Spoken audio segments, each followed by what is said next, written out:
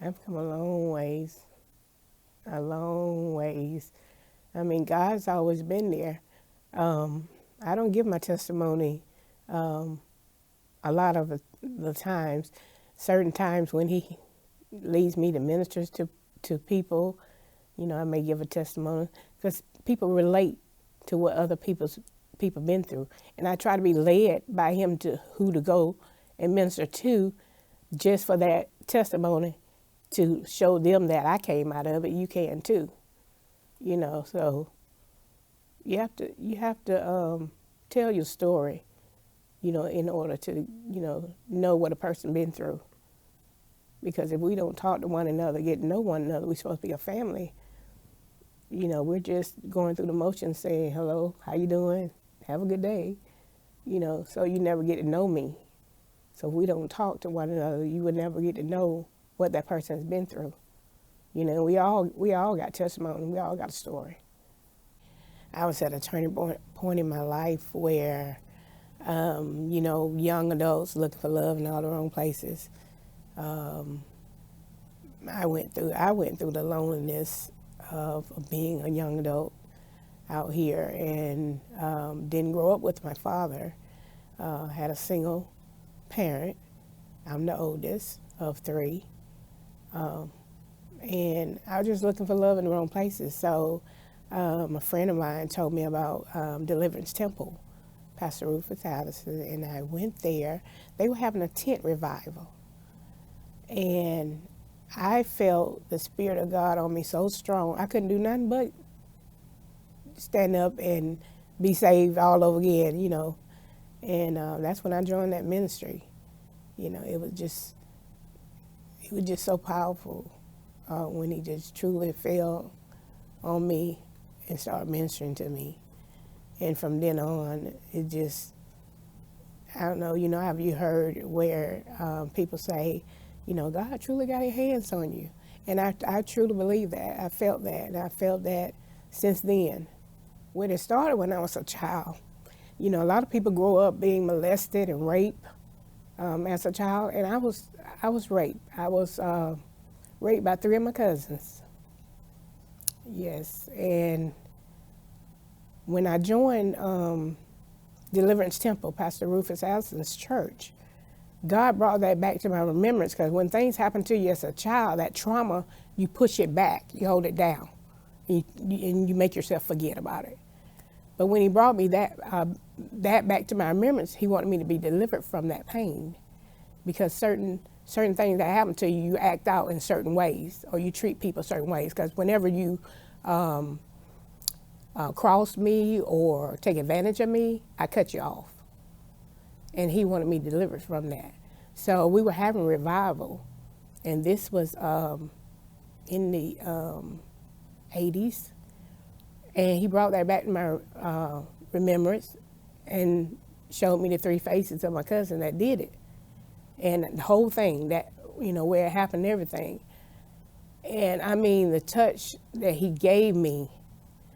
And I think that was the first time that it sounded like, they told me it sounded like angelic speaking in tongues, because I couldn't remember what went on.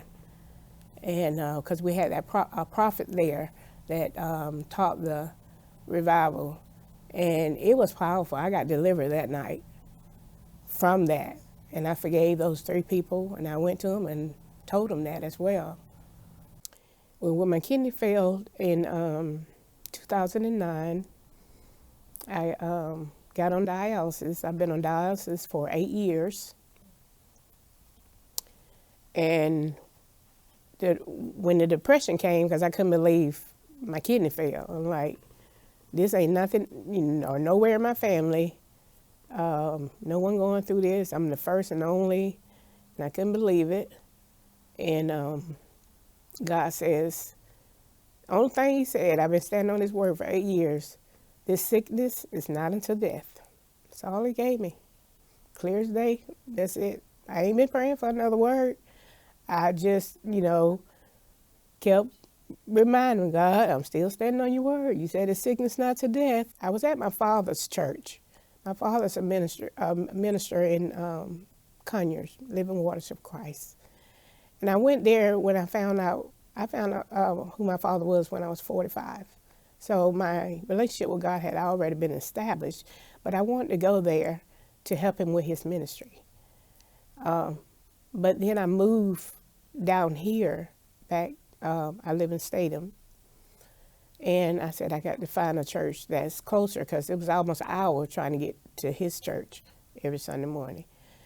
And I've heard of Pastor Kraft. I invited Pastor Kraft to come and give a word. And everything that went on that day, God spoke to him to speak it out. And we knew it. We knew I had picked the right one to come, because he told us everything that happened that day, bad and the good, good and the bad. Okay, so ever since then, and hearing his word and how God used him and gave him, his anointing, I've been in love with hearing him then on. So I used to live in Monroe, and I used to travel down there to Everton when he was down there just to hear, the word from him. And so after that, I said, I got to find a church here in Athens when I moved here. And I heard, I don't know who told me, but somebody said, Pastor Kraft moved to Athens. He's across from the mall. I said, well, what? Okay, so one Sunday went by, and then the following Sunday I came, and I've been here ever since, because it was like, that's it. Because I had prayed that night, and God led me here. So I knew this was the place, because how God used him and give you that unadulterated word that it drives you, or it drives me to want more. It brought my my hunger back, my passion back. So I've been here getting that word. And so that lit a candle, it lit the light back up in me to seek God and to pray, even in a more radical way, praying. I started getting up at 2:30 in the morning, just praying and just talking to God, not really asking for nothing, but mainly really kind of thanking him for what he's done, and to giving me this opportunity to even grow more with the word, to bring my, it brought my hunger back, that passion. So I had said, I was still going to dialysis. And then a lady at the dialysis clinic, she said, oh, well, Ms. Crawford, you know that you can apply to a transplant center, one per state. And I didn't know that. I was with Emory, and I've been on their transplant list for over 7 years. So I said, no, let me see which state is the closest. And South Carolina is like 4.5 hours. I said, no, I can just drive down there. So I went and applied. They gave me 30 days to get all my tests done. And that was the month of September. I got all my tests done, redone, all of them, for everything, all on my body. And so the second week, well, after the 30 days, they had their meeting, and they called me and they said, we approve for you to be on our list. All right, 2 weeks later, second week of October, they called me that Wednesday evening and said, Miss Crawford, get ready. We can call you at any day. I'm like, I ain't even been on the list. It's 2 weeks. And then how God worked. For how long? I just got approved. I ain't even been on the list. It was 2 weeks.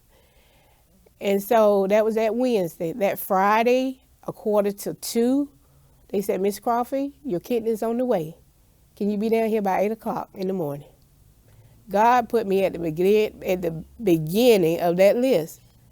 He didn't give me no time to be on the list. And I drove myself down there.